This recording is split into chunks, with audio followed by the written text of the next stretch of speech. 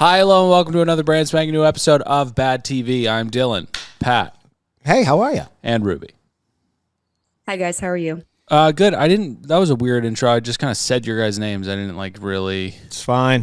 You seen Superman? I haven't seen it yet. I'm trying to get my eyes on that new 28 years later. What do you mean by that? Get your eyes on it? It's not on streaming yet. Oh, that's right. Yeah, it was a foolish question from me because you haven't been to a movie theater since 2017. 18. The last one I saw was A Simple Favor. Wow, how sad. What the fuck is that? It was, Ruby, you can help us with this, right? Yeah, it was a little. Blake Lively. It was Blake and Anna. Anna Kendrick. Mm-hmm. It's kind of a whodunit. You went to the movie theater to go see that? I used to go to the movies to see what would usually I view as subpar movies just to get out of the house. Remember, my wife and I didn't have kids. We had a all-day Saturday to kill. You couldn't spend it all just drinking mimosas and watching Netflix. Yeah. Well, and there's nachos there too. Oh, yes, there are. By the way, wrote to the Patreon people, patreon.com/another podcast I saw that. network. Mm-hmm. And we want to make a firm recommitment to our incredible people over at Patreon. So we're going to be doing a meetup soon. And I was driving in the car, just smoking my brains away, right? Going, fucking come get me, coppers. It's LA. Fuck you. You know what I mean? Yeah. It's like drinking water in the car now. They don't give a shit. Yeah, it's like get after me, coppers. You know what I'm talking about? Fuck you. There are actively people now staying at burned out buildings in the Palisades, and they cannot get them out of there. Yeah, well, it's tricky. People have broomsticks. Realistically, like, what is the approach, right? Because you have to assume maybe it's two officers. You pull up, you get lucky. There's 6 people in there. Mm-hmm. Automatically, I'm getting back in the car and saying it's not worth the paperwork. This property doesn't belong to anyone anymore. That is here. So see ya. Let's go get a fat burger because this is going to be a fucking headache. Yep. So anyways, I'm in the car just goinked, right? And I'm thinking about this meetup and how our meetups are usually, we kind of fly by the seat of our pants, right? And our meetups are for the $12 tier at patreon.com/another podcast network. We kind of just get in there and, mix it up. I usually have some juice, though.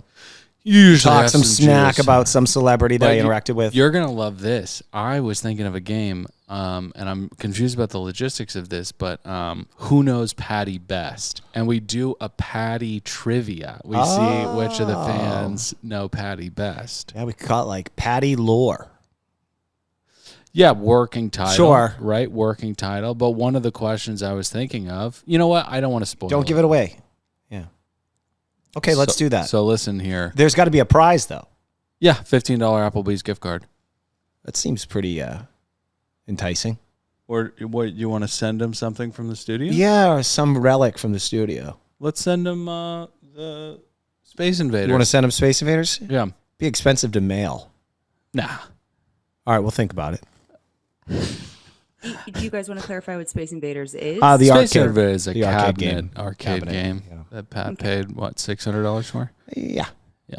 It probably costs $600 to ship to somebody. So I think that'd be a good prize. Or we're going to do a $15 gift card. Anyways, we'll figure it out. Join us at patreon.com/another podcast network. 5 stars, kind words. We are here to talk about Reunion Part 1 of The Valley. My, oh my.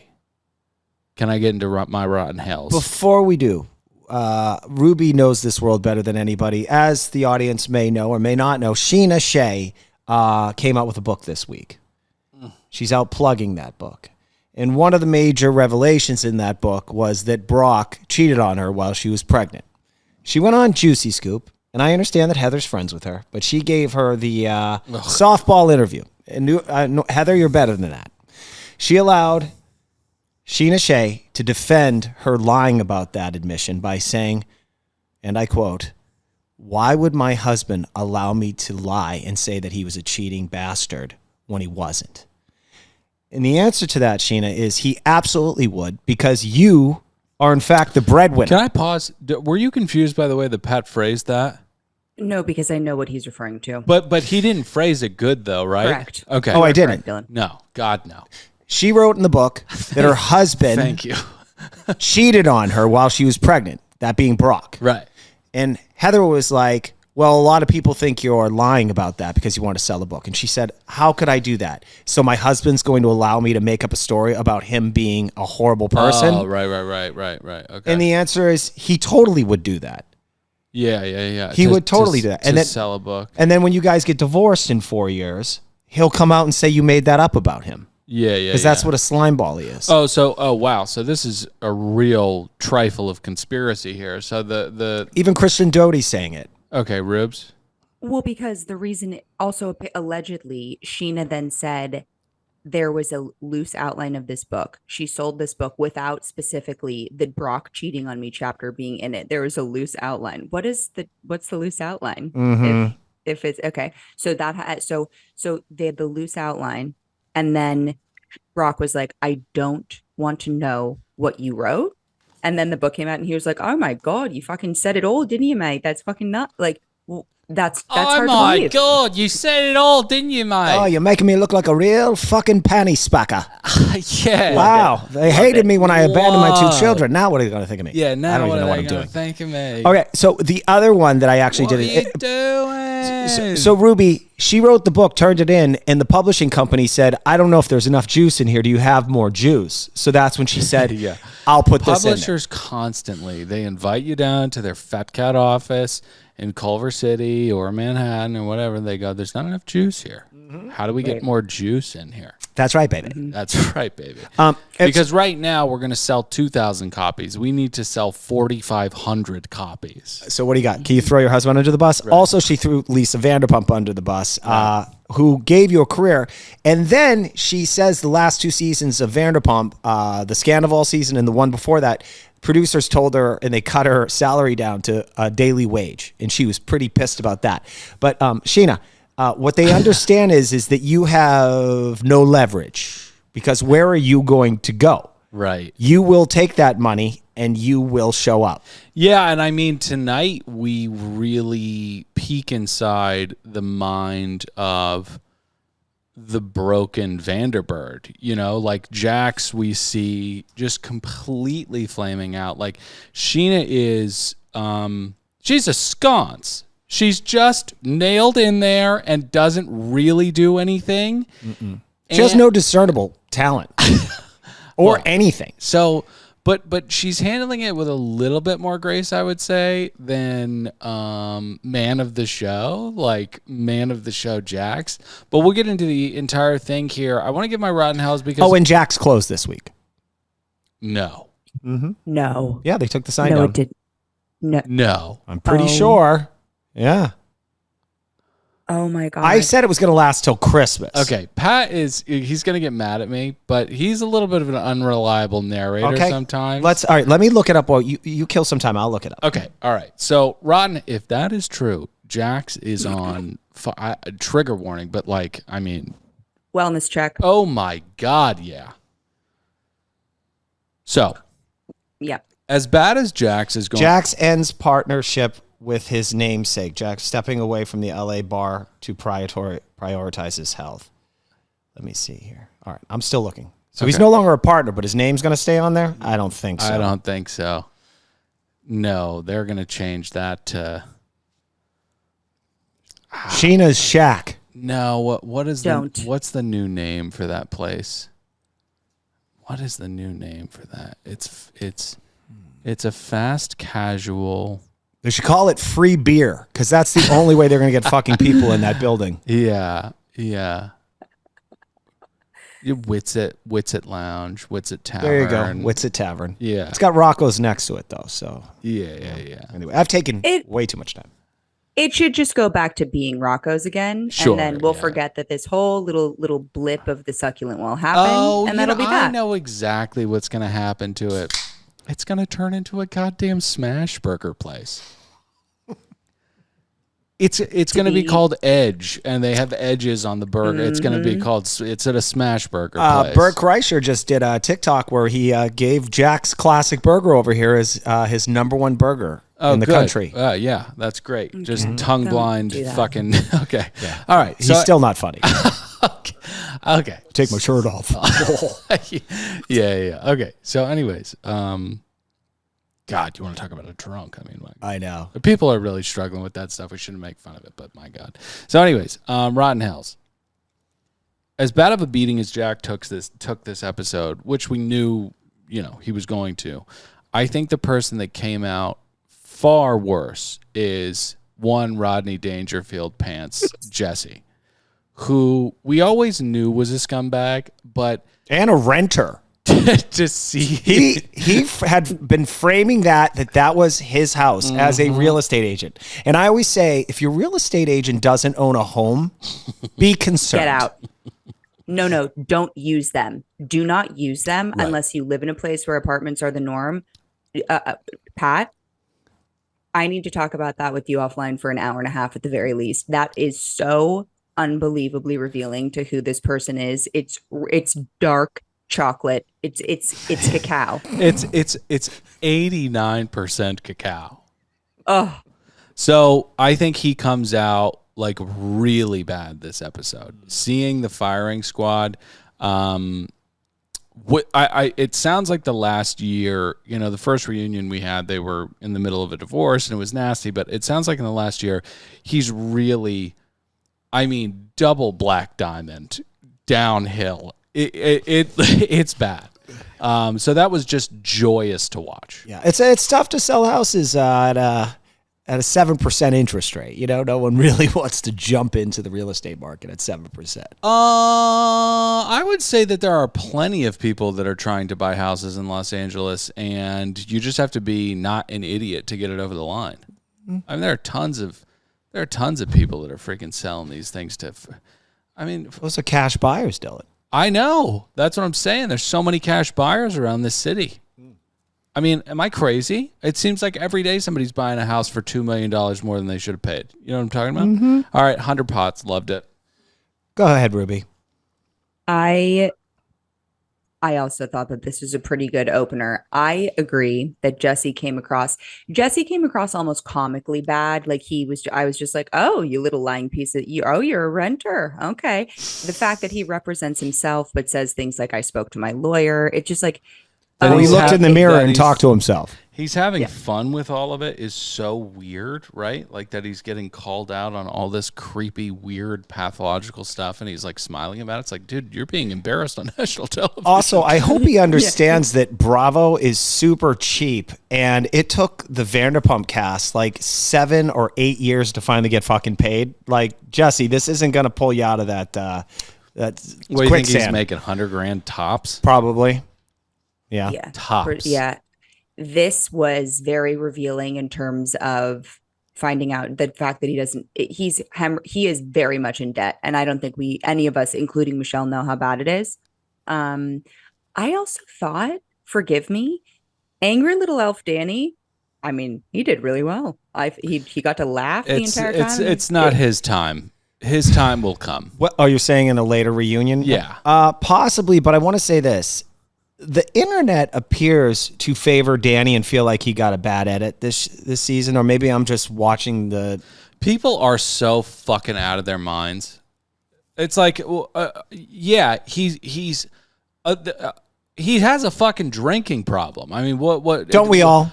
No. Oh, but we don't. No. That doesn't. Definitely not. You know what? What you just did and what the internet is doing to little Danny Zuko is what those tri-state area pieces of trash were saying with that woman on Below Deck, where they go, haven't we all gotten like this? No, we haven't all dragged 4 sea rats up a flight of stairs and did a pillow fight where only one was throwing pillows. Right, with snot everywhere. No, we haven't all got like that. Goddamn Democrats. Being said, we don't need to beat the shit out of Danny. We have Jax and Jesse. That's right. Sorry, go ahead. I thought that Brittany, we could see that she's now, it has sunk in. This is going to be a long fight. Oh, yeah. She's pissed that she's in it. Oh, yeah. And she's at war now. And I don't think she knows how to put down those swords. Loved it. Yeah, 94 bumps. Oh, my gosh. Wow. I'll be brief because I've talked too much. The tits tonight were Wow. So stupid. So Jesus. Now, one of the little baddies had said this inspired her to go back to watch season 1, which, by the way, you can find at patreon.com/another podcast network. We went back in time and actually recapped season 1. So if any of you guys want to hear us do that. The Valley? Of Vanderpump Rules. So I'm sorry, I'm not finishing sentences tonight. A little baddie went back to Vanderpump Rules season 1 and she analyzed Jax and what she's currently watching now. And she's found that there has been -0 personal growth on his part in 13 years. Yeah, it's amazing. And like we talk about at some point in this episode, you know, Jack's been going to a lot of therapy, and Andy's like, has he changed at all? And Brittany's just like, hell no. Well, so I have a question for you, Pat. When you were, so he's been on the show for 36 years, here for 13. So when you were 33-ish, how much changing was left for you to do, you know? I agree with that sentiment. However, when I did men's group therapy for 2 years, I didn't quit it. It just broke up because there weren't enough guys to support us paying 2 therapists to sit in a room every Wednesday. It gets a little awkward at the end. It's like a D&D group. I had several breakthroughs in there because I was like talking with other guys with a male and female therapist trying to understand why I was a fucking cheating idiot and a scumbag and why I'd hurt my ex-girlfriend and what was going to be the future and how I could fix things. So it helped out a lot. Well, also kids really help. Well, no, it helped now, but I was Sometimes. better. I've been with my wife for 9 years before we had kids. Yeah. I'd never thought of cheating on her or anything. And it's important to say that word sometimes. Right. But I would like to think that if you have a kid, you know that's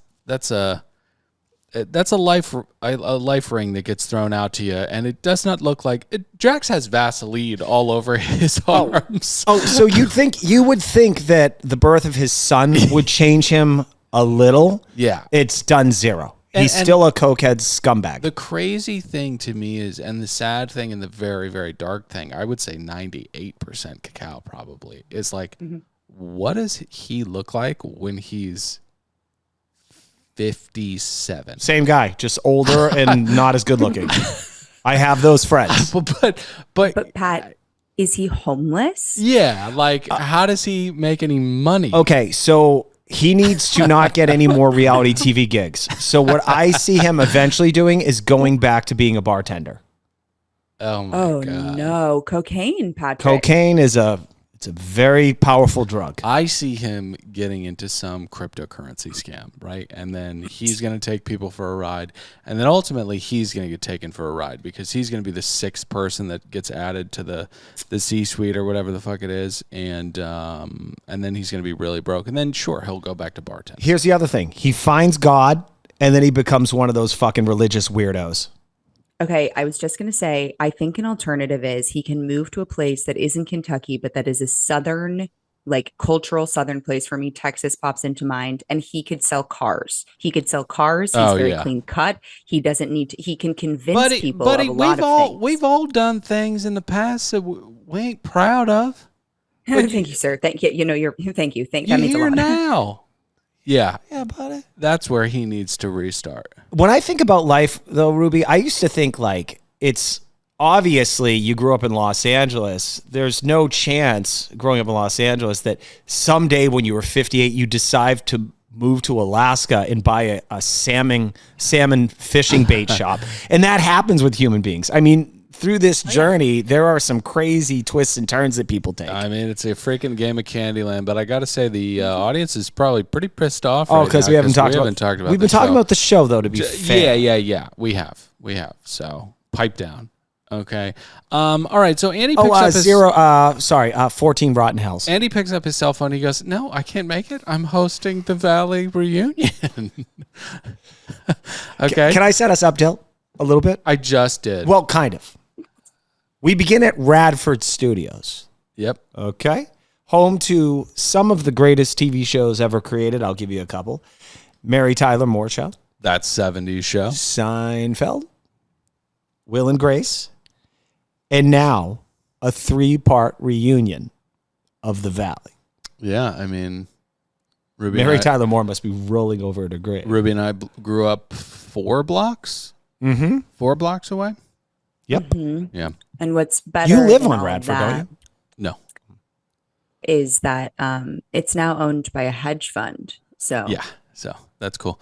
All right, so we roll back on 6 years ago with Jax and Brittany when in Dumb Face and Stupid Tits say that they are not going to get divorced. Not only that, Jax insists he does not want a prenup, which is, it's not such a grand gesture when you learn that the last time he filed his taxes, Michael Jackson was alive. You know? Yeah. That's problematic. Honey, I got a little bit of a problem. We gotta put $1.2 million on the mortgage. oh my God. Jax. Sorry, do you guys not think you think you're gonna stay together forever? Yeah, we're gonna be married forever. No, you are not. How could you think that? That's where we have to, put it in Brittany's lap a little bit. Let's go around the dais. First up, Brittany, a.k.a. Stupid Tits. And it is actually a pretty harsh name now that I think about it. We get to Jax, and Andy flames him for not wearing merch, which needed to be done. Okay. Michelle says that she is great with Honeybee. Everything is going really, really well with Honeybee. Oh, yeah, sure. Yeah. That's not true. The other thing I wanted to touch on was, true. I believe Jesse, there's an accusation, which we did not get to, which I can't wait to, which is he apparently offered to toss a client's salad in exchange for a closing commission. To which Jasmine remarks, get that sale, ho. Yeah. I don't know that she said ho. She said ho. Did she say ho? Okay. Well, Kristen, Luke, and Danny and Nia are pregnant and boring, and Jasmine and Zach are also on the show. One last note, just to back up for a second, I know you already touched on where Michelle and Jesse were at. We learned that Michelle and Isabel have moved in with Aaron, and that's amazing. Not true. They lived there such a short time. It was in between Aaron's blinks. In between him blinking. That's how short it was. There's another weekend update joke for you. Oh, it's too good every time, Pat. And all the moms across America are laughing out loud. And all the moms across America are wondering how much Janet paid for her Wegovy because she looks fantastic. I think she was very honest about it. Yeah, no, Adderall and Pilates. Yeah. Yeah. I love that. 70 pounds? Whoa. Yeah. That's a lot. That's crazy. In whatever, she looks amazing. She didn't even look like she had didn't look like crazy. There were 70 pounds there at all. She looked evil and beautiful always. Mm-hmm. So Kristen was the voice of reason this season. Crazy Kristen is dead, except for one moment that she was a little remorseful for, or regretful for, which is when she said that she was going to physically assault Kristen in Hawaii. Janet. Yeah. Well, Janet. And also an apology for lesser assault, calling her a whore. Right. Yeah. Mm-hmm. So there's that. So Jackson Brittany's divorce. This was a really, really fun little moment here. Brittany doesn't lie. So when she says that Jax is trying to prolong the divorce because he's scared of being kicked off the valley, I mean, I cannot even imagine the Steamboat Willie pacing that this guy is doing, talking to production about next season. like everything is fucking riding on this. And the cell phones have to be getting smushed like fucking empty beer cans. He is clearly the most paid person. I bet he was pulling down a cool $500,000 for a season, probably including this one. No way. Yep, I bet. Yep. He was the centerpiece. Maybe around 3. I don't think he's smart enough to negotiate for $500,000. I really don't. Here's what I will say. Yeah, go ahead. And I have a word for Alex Baskin later in this episode in all caps and in bold, and it's not a good word. It's a few bad. Okay. The way in which Jax can't even say like that you're a liar, whatever, he calculates in his head. He's like, that is sort of true. Yeah. That's the therapy that he's been doing. Well, and it's also just like baby steps, being crushed so decisively. Like, Jax, if you got a reunion coming up, maybe play it a little closer to the vest. Don't tell the woman that hates you all of these things that she could use to absolutely humiliate you. It used to work for him, though. his kind of like brutal honesty, people used to find that very humorous because he doesn't know how to pronounce words. And that way he's kind of like Patty. But also he'd say just dumb things. And it used to be kind of endearing. And now he just comes off as a jackass. You know, Alex Baskin said this week, he's like, you know, I've been getting some feedback and people thought this series was a little too dark this season. To which I was thinking, you didn't? Yeah. Yeah. I don't know what his wellness check. Okay. That's like the people that made the Blair Witch being confused about what people found scary. You know, it's like, what do comedy. You mean? There was a witch at the end that like killed everybody and there were like teeth all over the place. I don't even remember that. I hate that movie. I Me hate because I wasted money going to see it in a movie theater. Yeah. It's 2 hours of nothing until you get to that final scene. Do you ever see The Witch? Do you see The Witch? No, you see Josh see the witch. And remember, you're not supposed to look at her, right? But there is a witch. There's a witch in the forest of Virginia. I kind of want to watch it. It's fine. Yeah. Wait till the fall. Oh, that's a good point. Yeah, wait. Something about cool air. It's nice to see horror. Definitely. Yeah. All right, so Michelle and Jesse, we discussed who was going to win. You know, there was a lot of Michelle and Jesse in this reunion. It felt like catch up because last season they didn't have a reunion. So they feel like they were making up for did the they past. not have a reunion? No. That's why Jesse... Oh, I was wondering like why Jesse didn't get skewered last reunion. There was none. Huh. They just did that like wrap up interview for all of them, but they didn't have a sit down. It was like Below Deck season 1 to 4 when Andy just didn't have interviews or reunions. I mean, okay. So it's important to say that Jesse looks very stupid tonight on this dais. These pants are not panting. He's a ridiculous person. And we talk about the two of them. You know, it's a little exhausting trying to. It's kind of like, do you want to eat cyanide or arsenic? Like they're both so horrible to one another. But Jesse is clearly worse than Michelle. So when we're talking about trying to get a victory over the other one, it's like you both hate each other. You both traffic in this stuff all the time. But you've agreed to participate in a reality TV show for the sake of paying for pre-K for Isabella. Well, right, and that grief counselor to teach her about death or whatever. That made me want to pull my hair out. Now, Ruby, you tell me if I'm wrong. Did we skip over the fertility journeys of both Kristen and Nia? Okay, we're here. So Nia and Dania are pregnant again. And before we get there, we talk about vasectomies. I think, right? Am I skipping over the fertility No, thing? it's like if we start, Andy decides to start with the babies. And he's like, okay, Kristen, how does it feel? You look so beautiful, pregnant. Kristen's like, I feel like I've been pregnant forever. Like it's going to be like weird to not be pregnant. And then they, reminisce on how that's hard a it was true to factor. watch them. I feel so. Pregnancy just takes way too long. Yeah.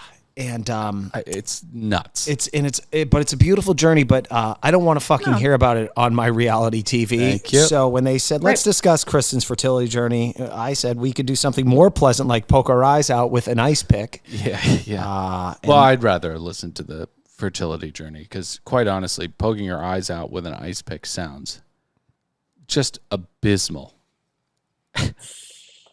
Yeah. It sounds grisly. I mean, could you imagine being presented with that choice and picking the ice pick? Did you hear this segment? I think it was a saw, one of the saws, and one of the girls had to do it with one of a pole wire thing, and it was her leg, femur. Ugh, God. And you have to break the bone, and she did it, and then she gets right about to be through it. Fucking time runs out. Really? Guys. Yeah, it's just you should just sit there, breathe for a little bit, and know that maybe there's life after death, and let it kill you. Don't put. Does anybody get out of the saws? Oh, Yeah. Dylan, of course. Yeah. Oh, really? The second one's the best one. The first one was with Carrie Isles, and I forget the other actor. It's like an independent film taking place in one room. That was the best one, I thought. The second one is more interesting. And then they just went sideways. I don't like the Saws. They're too scary and gory. They're too gory. Well, Brittany saying Jax needs one as soon as they bring up vasectomies. Those were little angry, the little spouts of anger. She can no longer hide. Yeah. No, she can no longer hide. And thank you for getting us back on track, because she does say that. And we kind of,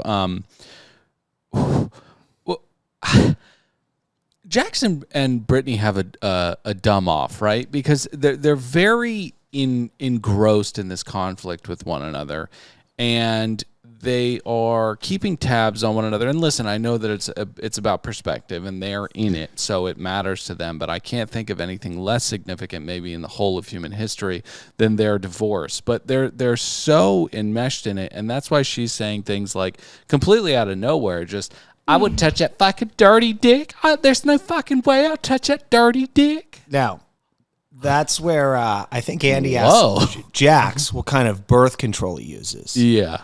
And he gets very confused by this question because I believe his birth control method is the pull-out method, which is Russian roulette with jizz.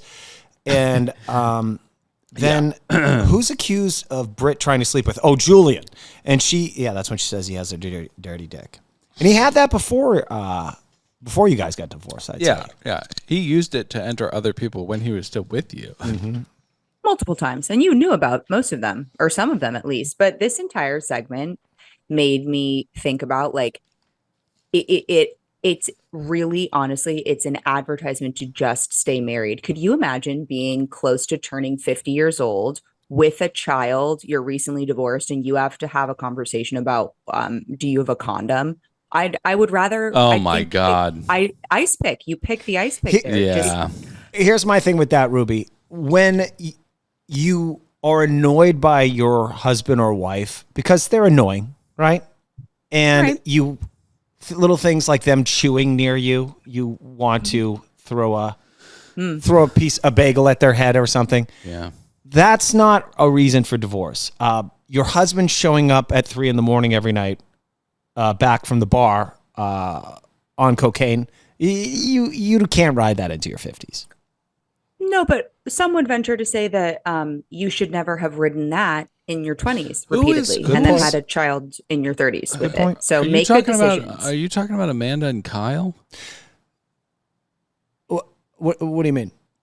Jackson Brittany. No, we were just talking about because people now are getting divorced when they're 62. Yeah. And it's like, wow, you don't want to just ride. I mean, you're going to be alive for like dead. 3 more years. Yeah. Also, at that point, like genuinely, and I understand it because like the 60 is the new 40. Not really. No, it's not. Yeah. It's don't fool yourself because you're going to turn 78 really quickly, and it's not. And I don't want to freak anybody out right now because there are different age groups that are listening. But my friend the other day said we're 34 years old. We've lived half of our lives, and I was like, oh my fucking God. That's the first time you thought of that? Yep, that's the first time I've ever thought of that. Don't worry about it, Ruby. I know people in their late 60s that are banging away. Like it's 60s are the new 40s. No, I agree. But then what I wouldn't bang when 70s is late 70s, I believe, I speculate. It would be a tough time to be alone, having recently made the choice to end your marriage of likely 25 plus years so that you could bang away for a few. Yeah. So just think about it if you're in that boat. Yeah. I don't say this often. Throw the bagel. I don't say this often. Will Smith and Jada, right now, they're doing what works for them. Why whack up the assets and do this divorce thing? 100%. Let's just interview one another and publicly shame each other. And well, Will got one side of that. All right, love you, baby. Jesse and Michelle are still struggling in that they hate each other and they talk about weaponizing their child. And I still don't think that we've really gotten to the bottom of this. Jesse not letting her sneeze. Okay. Her dying grandmother. It seems like one of the most disgusting things that anyone on this cast has done. Physically assaulting Brittany is probably the worst thing. We didn't see that though, but we didn't see that one. This is not that far behind it. And I'm confused about this behavioral therapist. Okay, hold on. There seemed like there was a lot of layers to this fight about going to see her mom. Who, by the way, Andy, dereliction of duty. I would have asked Michelle, is she dead? Oh, she's dead. She's dead? Oh, okay. Yeah, she's dead. Well, anyway, so I guess that didn't need to be asked. Yeah. But I'm not defending Jesse because he's a horrible human being.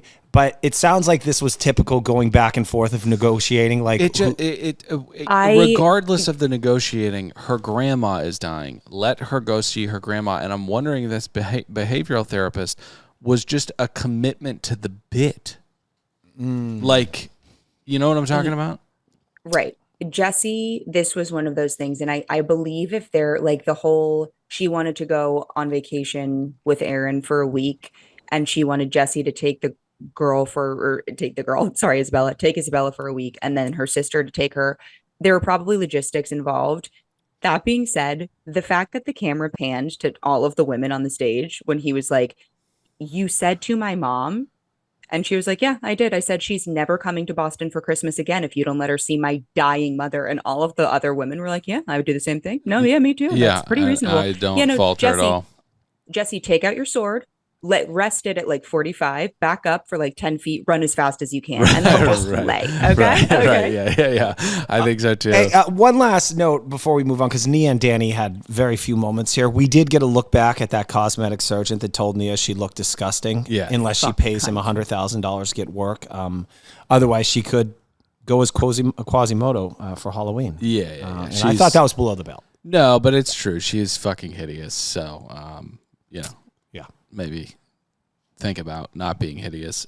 Jesse and Michelle fight over the finances. Now, this is a really lovely moment. Well, I'll tell you why it was lovely, because Andy steps in as a mediator, and a pretty good one. He says, hey, losers, you're both broke. There's no solvent assets to fight over, so sign those fucking papers. Yeah. We find out that Jesse spent $150,000 on a 55-person wedding. Now, as is the case with people who peacock to this degree, I can't imagine that he still has very close relationships with anyone who went to that wedding. And it reeks of psychological wounds that this man would do this despite not having the financial foundation to do so. And now that the curtain's been pulled back, like, that goddamn Wizard of Oz, God damn. Jesse is a broke little man. Like, his whole confidence was based off this perception that he was putting out there that he was super successful and smarter than everybody. Turns out he's broke. He's not successful. And he's bad at being cunning. Like, all of this stuff. It was weird. Sometimes people are Teflon, and you're like, wow, it's just not sticking to him. Jesse's attempting to be Teflon, but he's covered in shit. Like, they're talking about how his girlfriend hates him, and he's like, don't worry about me. It's like, you're Jesse. That just sounds lay. bad. That sounds really bad. I have on high authority that girlfriend is non-existent. Well, let's talk about the girlfriend, because we talk about if they watch Baywatch together. And I think the most confounding thing about this season, for me personally, and I know it hasn't been talked about that much, but even the degree to which we've talked about Baywatch at all is so confusing to me. The fact that the question, do you guys watch Baywatch together, was asked, I don't even know how the fuck someone would watch Baywatch. What streaming service is it on? How would you even do that? I'd argue it hasn't been on cable television for the better part of 30 years. I mean, what are we doing talking about Baywatch? Or even saying she was banging someone from Baywatch who is currently a door guy at a bar. Why not just say she was banging a door guy at a bar? Because that's what his current occupation. Very confusing. possible new job for Jax could be doorman at bar in I future. like that. Oh yeah, he'd be fantastic at it. All right, so he is on steroids, so he would be great at it. All right, so Jax. Wait, Dill. It's looming in my head.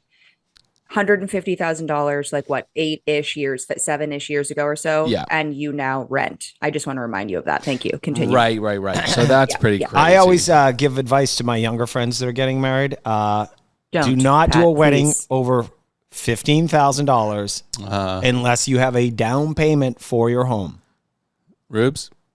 Do you want me to get my fucking fiance in here so you can say that louder? I'd love to, but no, you can't. Really? So. Okay. Because Ruby's about to have a pretty elaborate wedding. Well, I plan on going. Oh, is Pat invited? She told me I was. Yes, Dylan, Pat. Come on, we do a show together. All right. Congrats. How do you think that other knucklehead got to yours?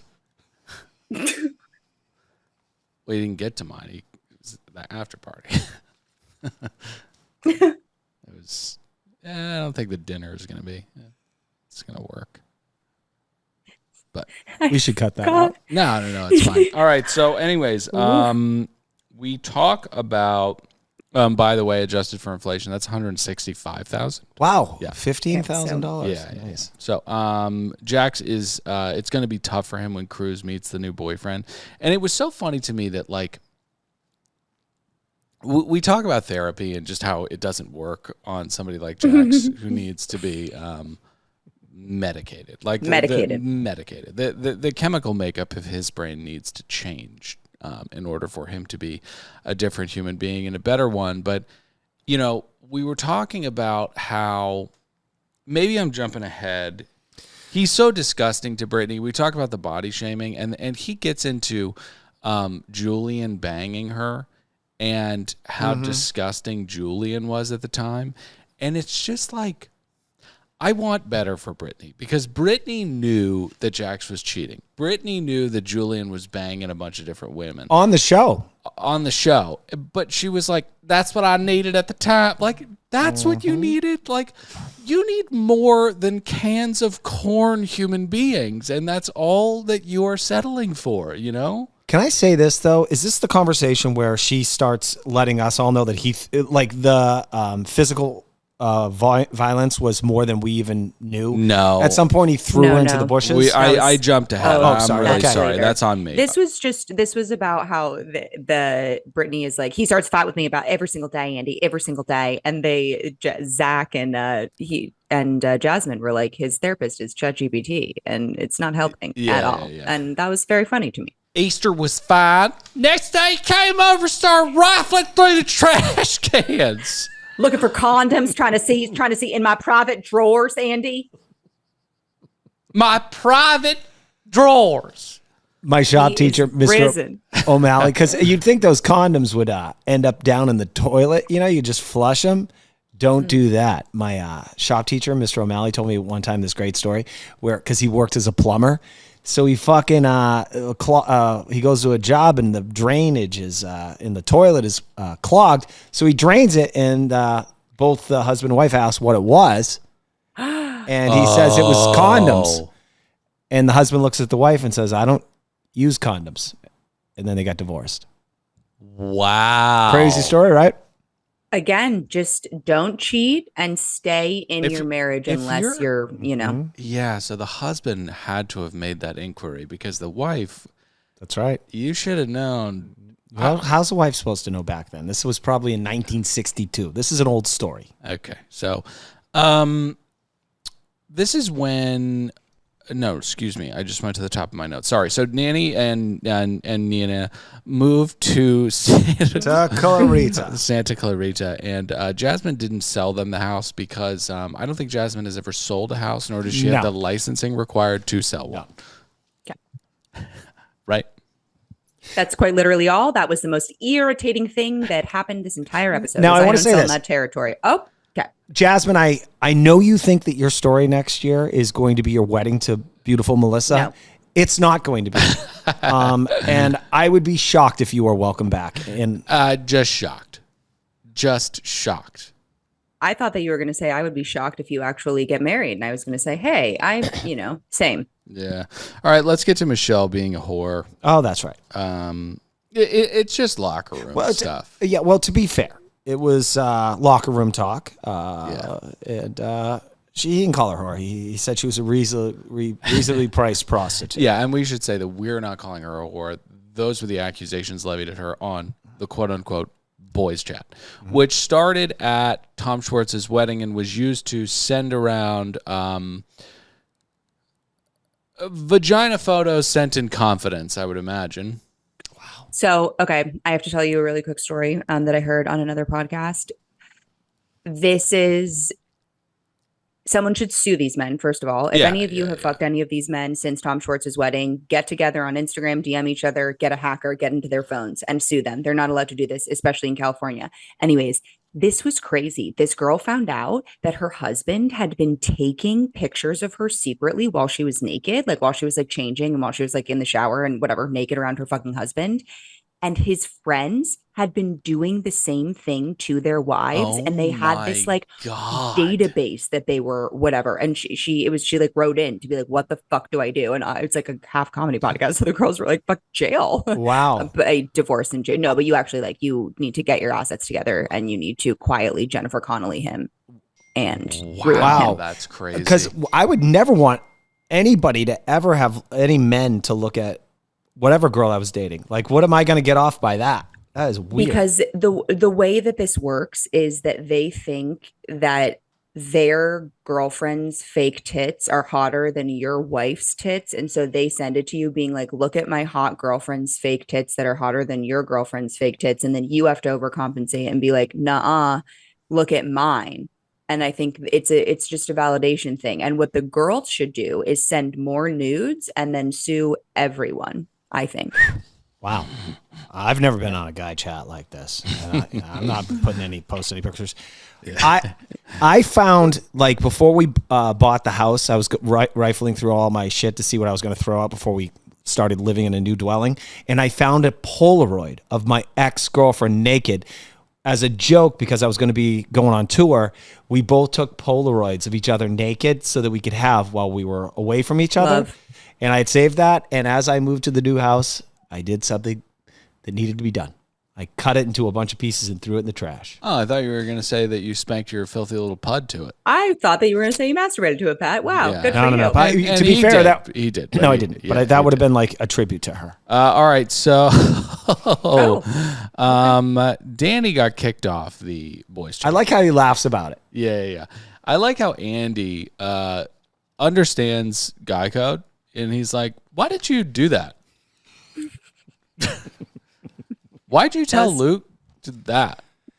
And that's dumb. I love the excuse, like, listen, I completely, Danny, I know they start to kind of fade into the background because you get so used to them, but just as it's like an evolutionary biology thing, you can feel a human being behind you with a 40-pound camera rig. Let alone like 6 of them, right? And your microphone and stuff like that. So, all right, let's get to Jesse spending all of Michelle's money. This was my favorite part of the episode because another attempt at being Teflon that doesn't work. Michelle is paying for Danny to stay in that house.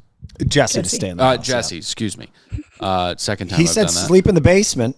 Because I got the lease. My name's on the lease, sleep in the basement. So it's crazy. Like, I know that we're in a postmodern world and we want to stop with the gender norms and stuff like that. But if you're any kind of decent man and you're on the fritz with your wife, the skirts? Outs. On the outs? Mm-hmm.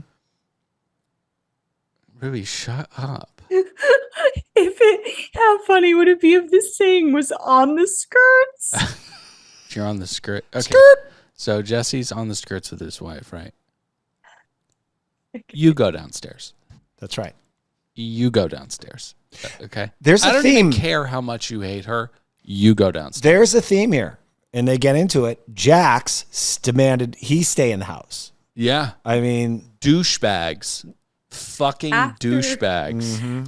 after he said, and this is like similar to Dylan loving the money thing. I loved when Jax was like, Andy, I mean, listen, the one thing I wasn't going to do, I wasn't going to, and Brittany, you'll agree with me on this. I wasn't going to uproot my son. Oh, huh? You weren't going to uproot your son?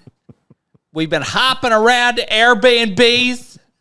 And I completely understand where she's coming from, because at a certain point it must be so enraging to see this pathological fucking sociopath say these things over and over and over again. But we learned that Jesse and Michelle rented a house.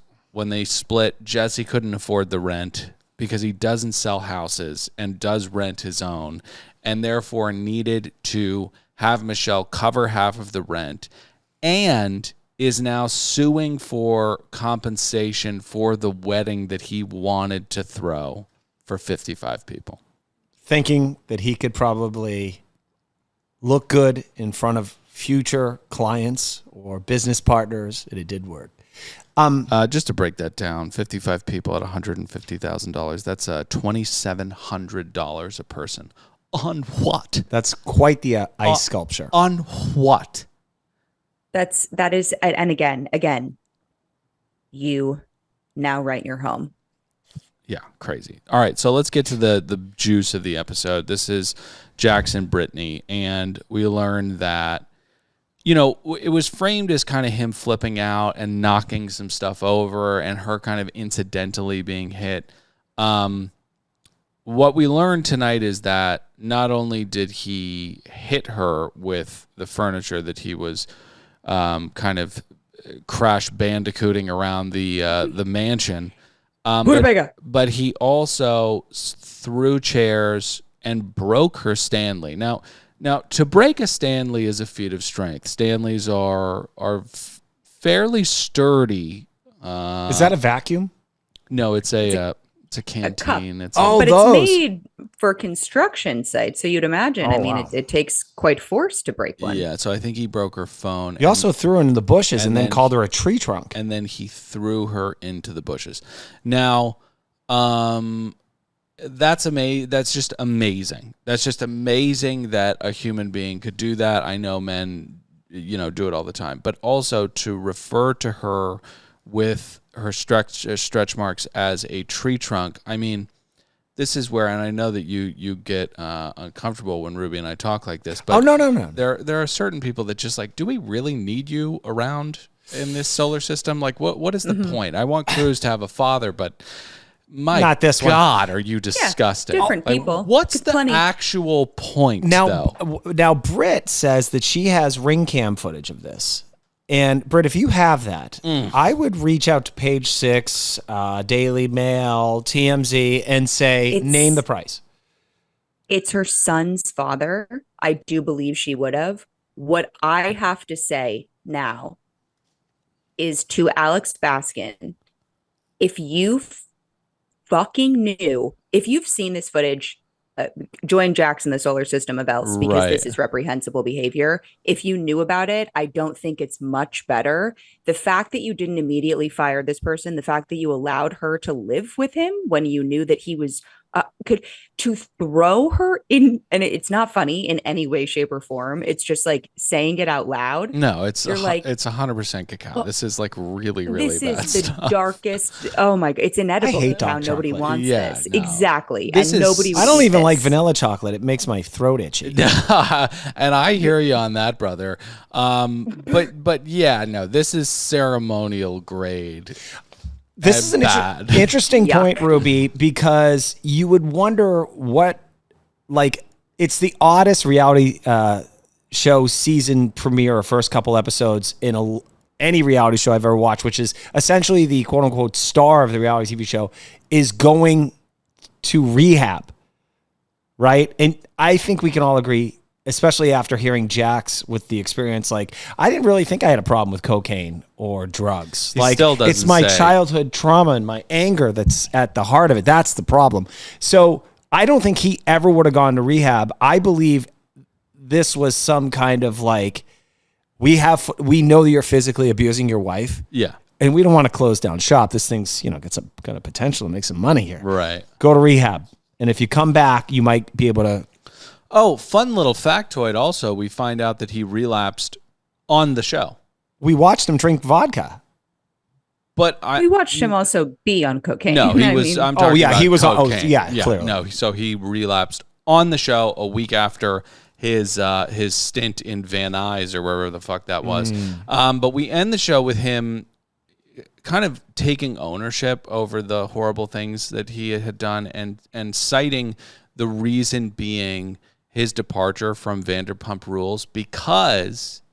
And this is a little bit like the framers of the Constitution, right? They put the legislative branch first, then the executive, then the judiciary. But he says, the two most important things in my life are my job and my son. Now, I understand that they're co-equal, but it's interesting that one precedes the other. Right. Yeah. He should have said cocaine first. Exactly. There are three branches of Jack's. Get in the comments. Let us know what you thought about the episode. Long one. Pretty thick one. 5 stars, kind words.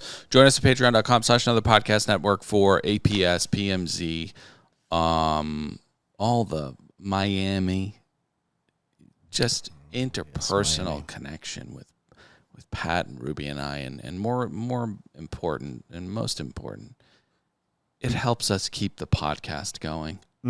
Also, I got a doozy of an APS. I went with 5 couples to Solvang for the weekend, and it was agreed upon that I would just take the bills and put them on my credit card. It has now been 4 days, and 3 out of the 5 couples we went with have yet to reimburse me for me floating their entire weekend. And now I need to send a very uncomfortable text as a reminder that they owe me $800. Okay, well, join us at patreon.com to hear that. I think 4 days, we can get to a week before we send that I don't think so. All right. Well, you get in the comments and let us know at patreon.com. Follow Ruby, Substack, Gangs of New York. Just did a great... what you sat down with Zoran at Series Pizza? I did, and it was incredible, Dill. Yeah. Yeah. Okay. So, yeah, go there and support everybody. We love you. Goodbye. I'm Dylan saying goodbye. Pat, say goodbye. Later, dudes. Ruby. Bye-bye.